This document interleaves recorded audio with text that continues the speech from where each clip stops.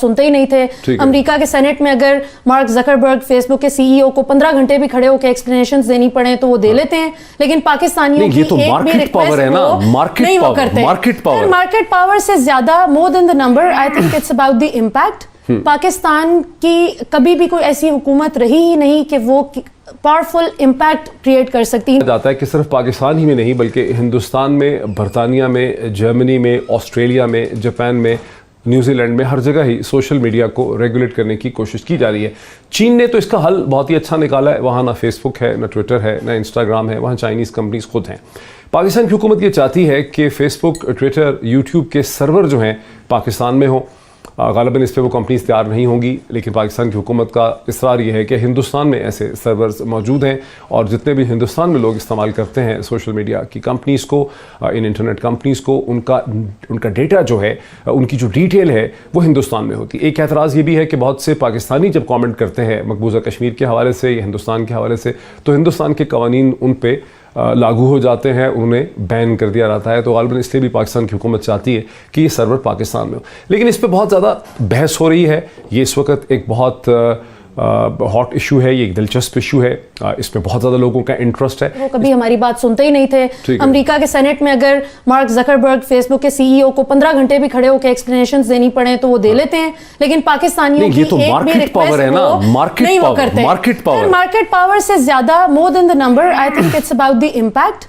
पाकिस्तान की कभी भी कोई ऐसी हुकूमत रही ही नहीं कि वो पावरफुल इम्पैक्ट क्रिएट कर सकती है पे, लेकिन ये खैर दैट्स बिसाइड द पॉइंट। ये एक और डिबेट है। पाकिस्तान में 33 मिलियन है फेसबुक वो यूजर्स। मैटर नहीं करता। अमेरिका में है कोई तकरीबन 200 मिलियन। वो बहुत ज्यादा है, इंडिया में बहुत ज्यादा है, लेकिन मैं अगेन यूजर काउंट से ज्यादा यूजर इम्पैक्ट की बात है। और यूजर इम्पैक्ट आपकी हुकूमत जो आपकी रिप्रेजेंटेटिव होती है पूरी दुनिया में, रेवेन्यू भी तो है ना, पैसा कितना कमाएगा फेसबुक? रेवेन्यू से ज्यादा आपका एक इम्पैक्ट होता है। मैं फिर इसी पे वो करूंगी कि आप जिस तरीके से अपना प्रोजेक्ट करते हैं केस। फॉर एग्जांपल अभी मैं 4 दिन पहले मिली एक अमेरिकन डिप्लोमेट से और एक अमेरिकन जर्नलिस्ट उनके साथ थे, तो मैंने उनसे पूछा कि how does US view Pakistan. उन्होंने कहा कि पिछले 1.5 साल में पाकिस्तान का परसेप्शन पूरी तरह चेंज हो गया। अच्छा।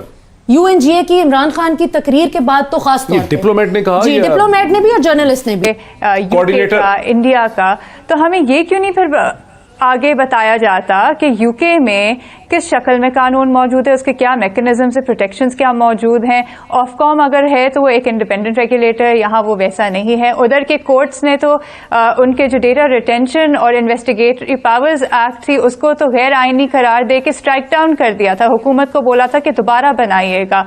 इंडिया में भी जो डेफेमेशन के हवाले से यहाँ पे 66A सुप्रीम कोर्ट ने स्ट्राइक डाउन कर दिया था क्योंकि उसका जिस तरह से इस्तेमाल हो रहा था। एक और चीज़ मैं कहना चाहूँगी फेडरल कैबिनेट के हवाले से, देखें ये जो बात कह रहे कि कैबिनेट के अप्रूवल के बाद फिर इस पे कंसल्टेशन होनी थी, ये कोई कानून नहीं। और कानून के लिए भी पहले आपको मशावरत करनी चाहिए। कानून अगर फेडरल कैबिनेट अप्रूवल दे भी देती है तो उसके बाद वो पार्लियामान जाता है, वहां पे बहस होती है। ये तो एक एग्जीक्यूटिव प्रोसेस है जो आपने फेडरल कैबिनेट का अप्रूवल लेके नोटिफाई कर देना था, तो उसके बाद कौन सी मशावरत होनी थी। तो ये कुछ चीजें जो क्लैरिफाई करने की जरूरत है। देखें मैं उस प्रोसेस का हिस्सा रही थी जब ये कानून लाया जा रहा था।